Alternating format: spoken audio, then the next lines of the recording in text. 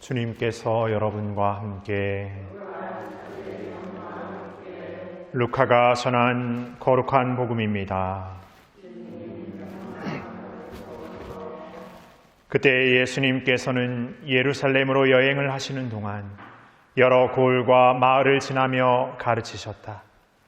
그런데 어떤 사람이 예수님께 주님, 구원받을 사람은 적습니까? 하고 물었다.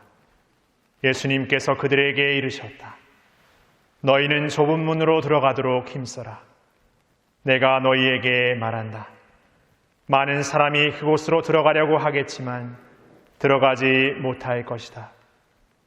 집주인이 일어나 문을 닫아버리면 너희가 밖에 서서 주님 문을 열어주십시오 하며 문을 두드리기 시작하여도 그는 너희가 어디에서 온 사람들인지 나는 모른다 하고 대답할 것이다. 그러면 너희는 이렇게 말하기 시작할 것이다. 저희는 주님 앞에서 먹고 마셨고 주님께서는 저희가 사는 길거리에서 가르치셨습니다. 그러나 집주인은 너희가 어디에서 온 사람들인지 나는 모른다. 모두 내게서 물러가라. 불의를 일삼는 자들아 하고 너희에게 말할 것이다. 너희는 아브라함과 이삭과 야곱과 모든 예언자가 하느님의 나라 안에 있는데 너희만 밖으로 쫓겨나 있는 것을 보게 되면 거기에서 울며 이를 갈 것이다. 그러나 동쪽과 서쪽, 북쪽과 남쪽에서 사람들이 와 하느님 나라의 잔치상에 자리 잡을 것이다. 보라, 지금은 꼴찌지만 첫째가 되는 이들이 있고 지금은 첫째지만 꼴찌가 되는 이들이 있을 것이다.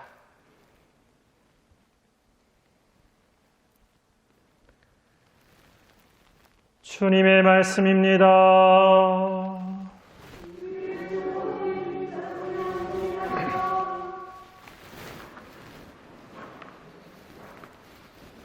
참 예수님,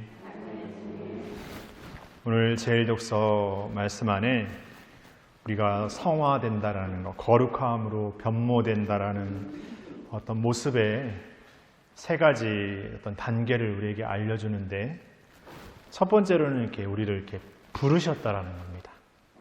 우리 모두가 하나님으로 불리움 받았다는 거죠. 꼭 세례를 받았다는 것만이 부름의 어떤 표징이 아니라 일상 안에서도 끊임없이 하나님께서 부르시죠.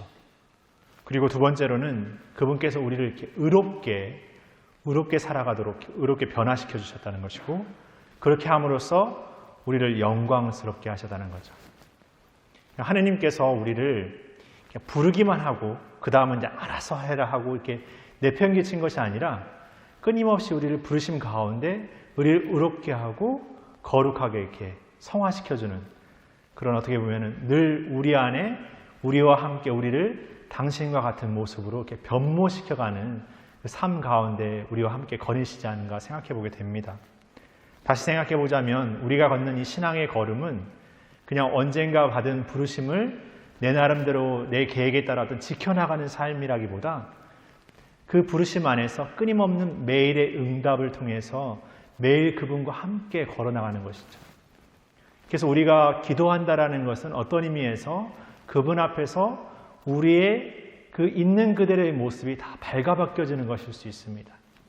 그래서 때로는 내가 지은 어떤 잘못들, 불편했던 것들, 내가 모자랐던 것들을 이렇게 마주하면서 부끄러움을 느끼고 뭔가 불편함을 거기에서 느끼지만, 그런 내 자신을, 그런 모자란 내 자신을 그 어떤 것까지도 한없이 용서하시고 사랑하시는 그분이 계시다는 것을 체험하게 될 때, 그분이야말로 우리의 모든 나약함과 부족함을 넘어서서 나아갈수록 해주시고 완성시켜 주시고 온전하게 이 길을 살아갈 수 있도록 해주시는 분이라는 것을 우리가 깨닫게 됩니다.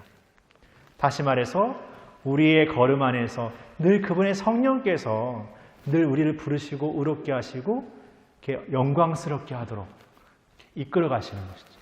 그래서 오늘 제1독서는 그 표현을 아름답게 그분의 뜻이 모든 것이 작용하여 선을 이룬다는 것을 우리는 믿습니다 라고 이렇게 바오로 사도의 고백을 통해서 알려줍니다. 그러니까 우리의 생각에는 뭔가 모자라 보이고 뭔가 나의 어떤 삶에는 그런 기적과 어떤 은총이 일어날 것 같지 않다라고 이렇게 항변할지 모르겠지만 그 부족하고 나약한 그 모든 것 위에 그분만이 주실 수 있는 은총으로 우리라는 존재를 우리보다 더 어떻게 보면은 재점철된 존재를 완전히 새로운 존재로 변화시켜 나갈 수 있다는 것이죠. 오히려 그럴 수 있다는 것을 믿지 못하는 우리야말로 그 은총이 부르심으로 주어지고 있지만 그것을 받아들이지 못하는 것이죠. 우리의 어떤 준비되고 우리의 어떤 자격이 있음에서 비롯되는 어떤 것이 주어질 때만이 뭔가 그것이 맛가진 것이고 그것이 타당하다라고 생각해보는 우리의 어떤 기준이 있는 것이죠. 그러나 그분께서는 끊임없이 우리가 어떤 나약함에서도 돌아서서 새롭게 살아갈 수 있도록 부르고 계시다는 것.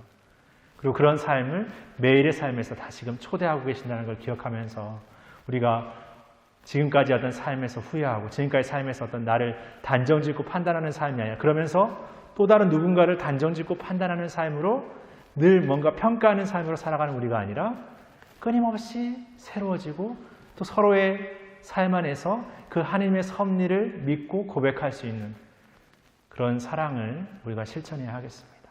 그런 용서를, 그런 믿음을 다시금 우리에게 주십사고 청하면서 새로운 마음으로 우리의 여정을 다시 걸었으면 좋겠습니다. 잠시 묵상하시겠습니다.